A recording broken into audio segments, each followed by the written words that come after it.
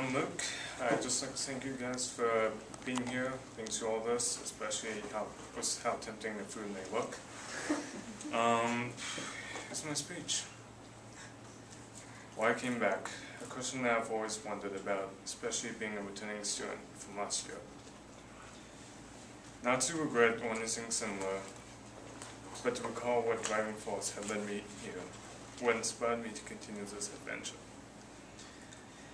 When I think about this, I remember all of the incredible things I achieved last year, the awesome community I got to be a part of, as well as the excitement of doing something with very little stress.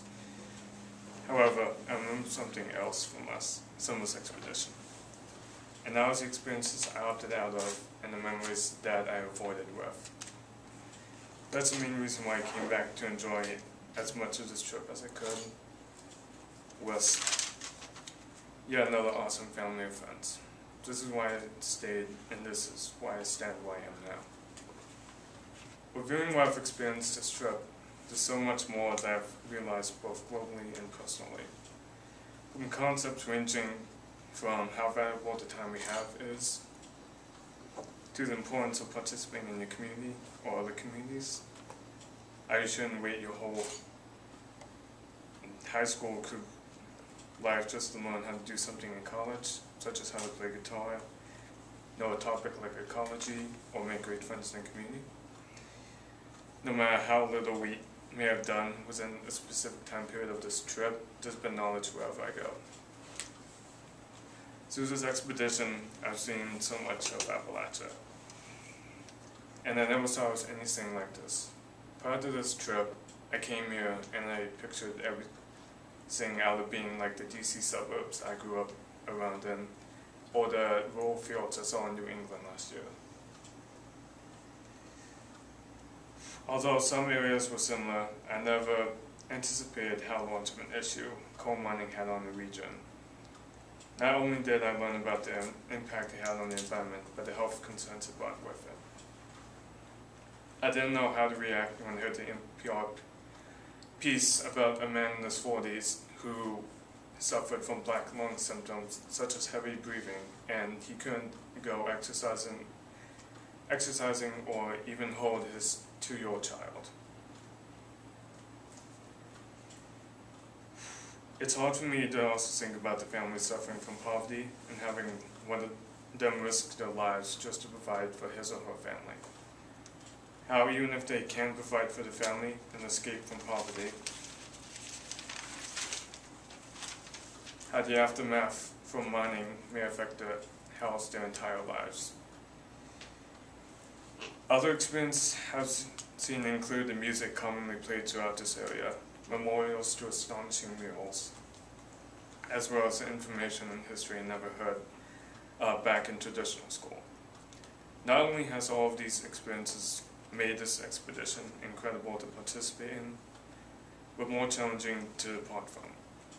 Leaving this trip, this community, not only am I bringing the knowledge and memories I gained, but the role and responsibility of representing what I've seen here. Being even more involved and inspired to support this region, I'd like to return it someday. Returning home, I'm bringing home more than what I started this trip with, much more than my 2 backpacks. I'm bringing back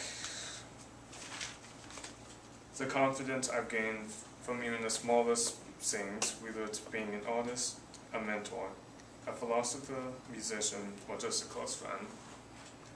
I'm also bringing back the knowledge gained from visiting locations such as the Highlander Center and Eastern Tennessee, working with the Appalachian Media Institute in Whitesburg, Kentucky, or being with Anna Roberts DeVault, a local musician we met in Appalachia who we learned how to play the fiddle, the banjo, and the guitar from while spending one night with her, or Andrew Munn, a community organizer we met in Fayette County in West Virginia. However, the biggest impact this year's expedition has left upon me is discovering pieces about who I am and what I want to pursue within this world. From these 6 weeks, I've become more comfortable expressing who I am, no matter how challenging the situation is. Also, I've learned to acknowledge that people may not have a similar enthusiasm or interest in an area. However, that doesn't mean they are ignorant, lacking an interest in that area, or stupid. Through all my experiences, have I come to realize that no two individual lives are the exact same, even if you're twins or triplets. How we think and act every second, every nanosecond, and every fraction of that defines our life's history.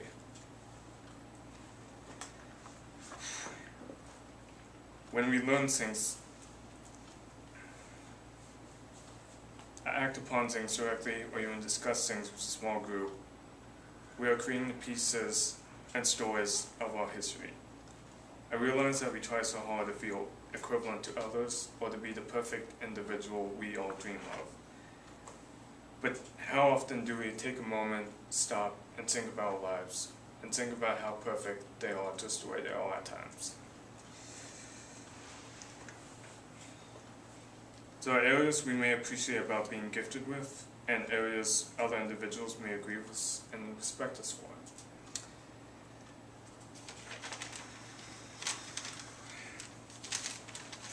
There may also be areas that either we ourselves do not want or want to improve, and there may be other individuals who have mutual feelings about that area. It's up to us to choose if we want to change in who we are or not, and to acknowledge that people have different interests and choices, and we shouldn't enforce them to make such decisions or live their lives how we wish to live ours. Our family's history and even our closest friends' friends' perspectives can influence how we make these decisions. This expedition has taught me so much, especially when it comes to my goals and dreams. Something else I learned this trip is to enjoy my time and not rely so much on college to learn about something. I've learned to enjoy the time I have and to not just wait my whole high school career just to get a major in college. I've also realized the mistakes I made in the past and moved on from them, and also the advice I was given months ago that I should have realized a long time ago. I realized the value of trust and friendship, and to appreciate the skills I possess or have yet to improve, such as drawing, ultimate frisbee, music, cooking, and much more. Why we wait until college to learn something that we learned this summer, I'll never understand why.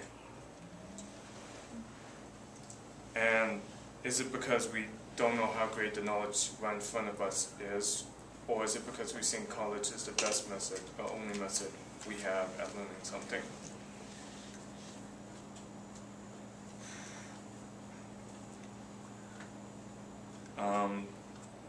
Is it because we not take advantage of the time we have, and that we believe that we need more time when we really just need to invest the time we have well? Do you believe in something beautiful, then get up and be it. There's a quote from the song Me and Mia by the DC band Ted Leo and the Pharmacists. The song talks about how if you truly believe in a goal, you shouldn't just opt out of it if you're too scared to even take the challenge, or if you're too afraid to take on the responsibility and risks of pursuing your dreams.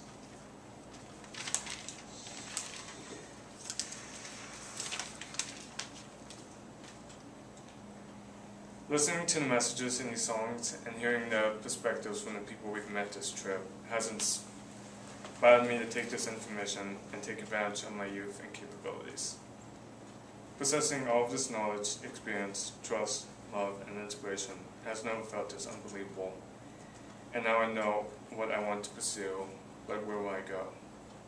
Will I go back home and just ignore all of what I've learned and just go back to a life that I fear of having? Or will I go home, participate in my community, and be proud of who I've become and what I can accomplish? Wherever I may go, I'll always know that I have such a great community right behind me, and such great mentors and friends supporting me along the way. And I know that I can achieve anything, especially since I now have all of these guys. And I'd like to thank everyone here, thank last year's class, and thank everyone who supported me, because now I know I can do almost anything. And I guess I'll end it here because your phone's ringing. Woo!